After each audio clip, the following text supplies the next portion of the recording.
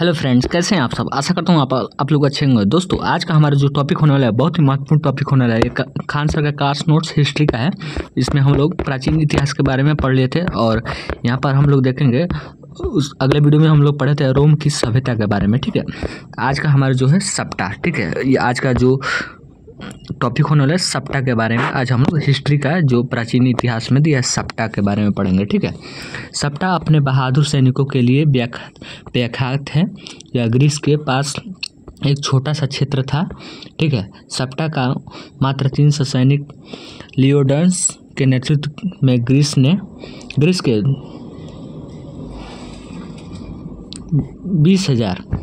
20,000 सैनिकों की मात दे देती थी। ठीक है, आगे देखते हैं। ग्रीस की विशाल सेना का नेतृत्व जर्कसीज कर रहा था। जर्कसीज ने धोखे से सेर्फेंट को हरा दिया। पीली नदी की सभ्यता, ठीक है, यह चीन में 5000 ईसा पूर्व विकसित थी।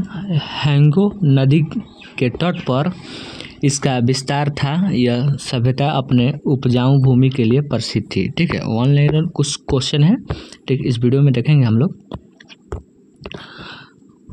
हड़प्पा सभ्यता में कौन सी 2 मुख्य खदान पाई जाती है? गेहूं और जौ की। ठीक है, देख सकते हैं। आगे देखेंगे हम लोग। स्वतंत्रता प्राप्ति के बाद सर्वाधिक हड़प्पा कालीन स्थलों का पता कहाँ से चलता है? गुजरात से। ठीक है, आगे देखेंगे।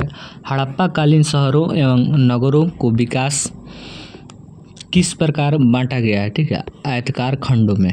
ठीक है, आगे देखेंगे। मानव सभ्यता को सैंधव काल से किन 2 प्रमुख चीज़ों की प्राप्ति हुई? गेहूं और कपास की। सिंधु सभ्यता का समूचा क्षेत्र किस प्रकार का है? त्रिभुजाकार आकार का है। ठीक है, हड़प्पा सभ्यता का पूरा क्षेत्रफल कितना है? 1 लाख नहीं सॉरी इसका क्षेत्रफल है 1,02,99,600 है। ठीक है, आगे देखेंगे हम लोग। अब तक हड़प्पा संस्कृति के लगभग कितने स्थलों का पता लग चुका है? 100 स्थलों का। हड़प्पा संस्कृति की मुख्य विशेषताएं क्या थी? नगर योजना प्रणाली। ठीक है, मोहनजोदड़ो का सबसे महत्वपूर्ण सार्वजनिक स्थल विशाल स्नानगार है। ठीक है, मोहनजोदड़ो की सबसे बड़ी इमारत कौन सी है? अन्नागार है। हड़प्पाई लोगों किससे बने हल का प्रयोग करते थे? लकड़ी के। सबसे पहले कपास पैदा करने का श्रेय किन लोगों को जाता है? सिंधु निवासियों को। ठीक है, कपास को यूनान के लोग किस नाम से पुकारते थे? सिडन के नाम से पुकारते थे। बुने हुए सूती व कपड़े का एक टुकड़ा कहाँ से मिला? मोहनजोदड़ो से। मेसोपोटामिया अभिलेखों में सिंधु क्षेत्र का प्राचीन नाम क्या पाया जाता है? मेलुहा। हड़प्पा संस्कृति के लगभग सभी मकान किस प्रकार के पाए गए हैं? आयताकार। हड़प्पा नगर की संरचना कितने किलोमीटर घेरे में फैली हुई है? 5 किलोमीटर की दूरी में। ठीक है, ऐसा कौन सा स्थल है जहाँ से हड़प्पाई अवस्था में पकाई हुई ईंटों का प्रमाण मिले हैं? भगवानपुरा। चावल के उत्पादन के साक्ष्य कहाँ से प्राप्त होते हैं? ठीक है, रंगापुर लोथल से। ठीक है, रंगापुर लोथल से। भारत में सबसे बड़ा हड़प्पा कालीन स्थल धौलावीरा गुजरात में जो है। एकमात्र हड़प्पा कालीन स्थल जो त्रिस्तरीय था धौलावीरा। हड़प्पा काल की ज़्यादातर मुहरें किस प्रकार की होती है? वर्गाकार। किस व्यक्ति ने हड़प्पा एवं मोहनजोदड़ो को एक विस्तृत साम्राज्य की जुड़वा राजधानी कहा है? टिगट ने कहा था। ठीक है, आगे देखेंगे। किन पुरातत्वविदों की मान्यता की सिंधवी सभ्यता की उत्पत्ति मेसोपोटामिया की सेमेरियन सभ्यता से हुई थी? Sir John Marshall Gordon Childe Wheeler ने। ठीक है, सिंधु सभ्यता के लोगों को किस धातु से परिचित नहीं थे? लोहा से परिचित नहीं थे। ठीक है, किन सैंधव स्थलों को यज्ञीय वेदियाँ प्राप्त होती है? लोथल एवं कालीबंगा में। ठीक है। सैंधव सभ्यता के किस स्थल से घोड़े की हड्डियाँ की प्रमाण मिलते हैं? सुरकोटादा से। ठीक है। आगे देखेंगे, मोहनजोदड़ो के निवासी अधिकांशतः किस जाति के थे? भूमध्य सागरीय जाति के थे। ठीक है।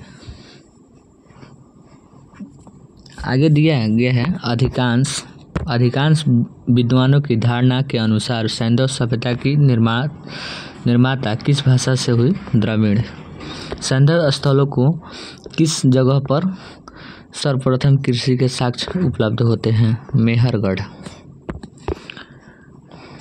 सैंधव सभ्यता के एक स्थल को स्तूप टीला की संज्ञा दी गई क्योंकि उस स्थल पर एक कुषाण कालीन स्तूप प्राप्त हुआ है। वह स्थल है मोहनजोदड़ो। ठीक है।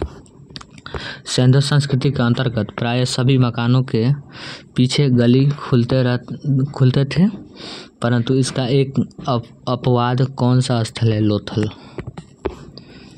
किस स्थल पर फर्श के नियमित अलंकृत ईंटों का प्रयोग किया गया है? कालीबंगा।